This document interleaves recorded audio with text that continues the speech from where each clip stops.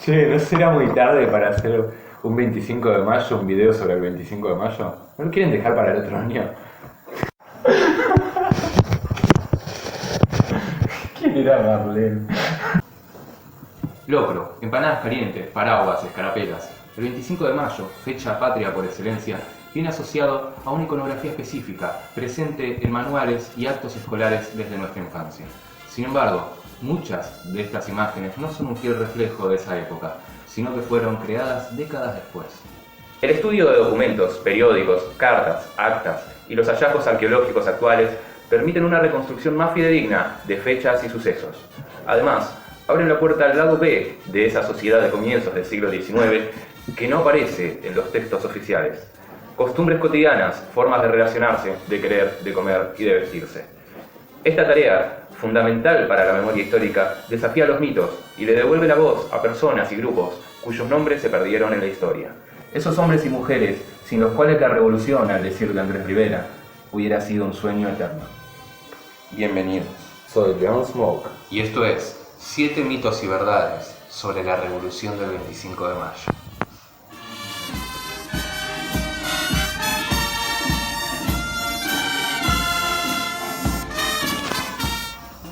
Número 1. ¿Duró un día la revolución? La invasión napoleónica a España en 1808 había generado una crisis en todas las regiones del imperio. En el marco de este vacío de poder en América, emergieron distintas tensiones sociales y políticas de larga data. La propia mecánica de los hechos trajo conflictos inesperados. El 25 de mayo de 1810 se instauró en Buenos Aires la primera junta con Cornelio Saavedra a la cabeza. Pero los historiadores coinciden que la revolución no se circunscribió a una sola fecha. Ciertos estudiosos dicen que el proceso revolucionario del Virreinato del Río de la Plata comenzó hacia el año 1809, con la conformación de la Junta del Alto Perú, que era parte del Virreinato del Río de la Plata. El historiador Fabián Arari, docente de la Universidad de San Luis y de la Universidad de Buenos Aires, destaca que la deposición del virrey contaba con el antecedente de 1806, cuando una junta de guerra arrestó a Sobremonte y entregó el mando político al francés Liniers. Ese año, afirma, el Estado perdió el monopolio de la violencia. Número 2. ¿Cuándo termina la gesta revolucionaria? Los académicos difieren en este punto, pero ninguno piensa que en menos de 10 años. El 25 de mayo de 1810 se armó un gobierno provisorio en Buenos Aires que todavía asumía el nombre del señor don Fernando VII. Según el historiador Di Meglio, al principio el reclamo independentista pertenecía a una minoría.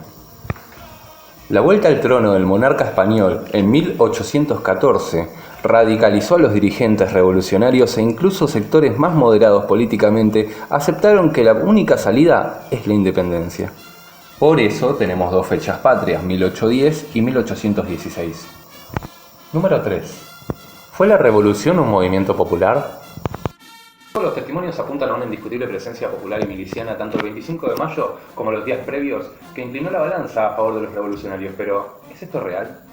En el Museo Histórico Nacional está el petitorio que circuló para terminar con la Junta Provisoria encabezada por Cisneros. Allí, French y Beruti se pronuncian por 1000 y 600 más.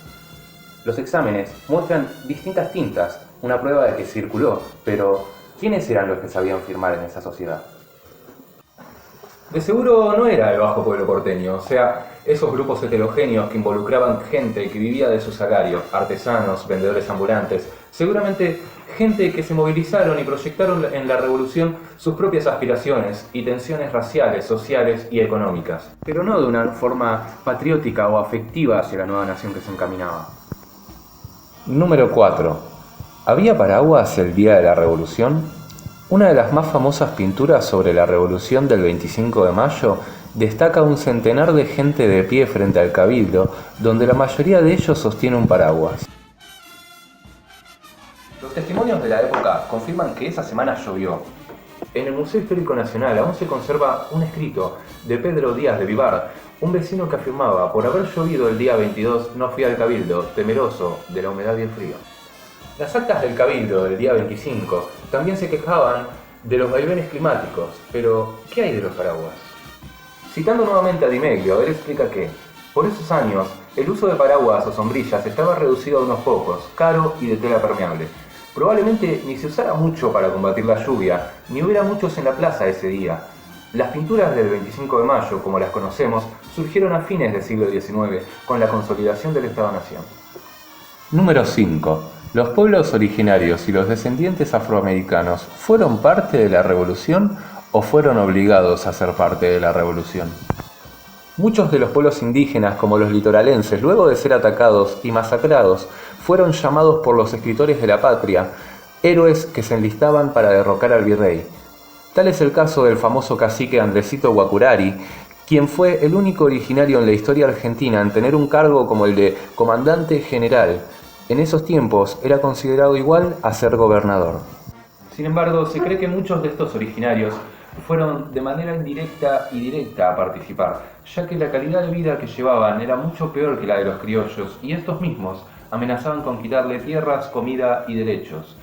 Trato que no fue cumplido, ya que en la campaña del desierto todos sabemos lo que hizo el presidente Julio Argentino Roca. Número 6. El locro como receta argentina. El locro nació entre los indios quechua, llamado como lucru o rucru. Era un guiso realizado a base de zapallo, maíz y porotos. Su origen es precolombino y se prepara de varias maneras, según la tradición de cada una de las provincias argentinas. Este plato de poco interés culinario entre la alta sociedad argentina no fue más que un plato dedicado a los afrodescendientes y pueblos originarios de aquel entonces, plato que aborrecían, ya que se hacía al igual que las feijoadas brasileras, con las obras que la alta sociedad desechaba. Sin embargo, esto no es más que una expropiación cultural, ya que fueron los mismos nativos originarios los que fueron masacrados en nombre de la patria argentina. Número 7. ¿Los afrodescendientes eran felices cantando? Vendo velas y velitas para alumbrar sus casitas. Vendo velas y velones para alumbrar sus balcones. Qué boludo. Falso. Luego de la revolución no fue hasta mediados del siglo XX que los afrodescendientes empezaron a tener su lugar en el territorio argentino. Muchos de estos seguían siendo esclavizados y maltratados por la sociedad naciente, trabajando en campos sin derechos ni alimentación, mal pagados y vulnerables. Sin ir más lejos, hoy en día seguimos teniendo estos abusos en tierras de terratenientes como en Chaco, Santa Fe o el mismo Buenos Aires, donde estas personas de la alta sociedad obligan a trabajar día y noche sin alimentar bien a los campesinos, quitándoles todo el derecho en conjunto y complicidad con el mismo gobierno. ¿Te gustó el video? Espero que le den un me gusta, lo compartan, se suscriban a mi canal y activen la campanita. También quiero que sigan a Alan Kevin Rojas y a su canal de YouTube, quien produjo, filmó y editó todo este video. Así que un especial agradecimiento para él y muchas gracias.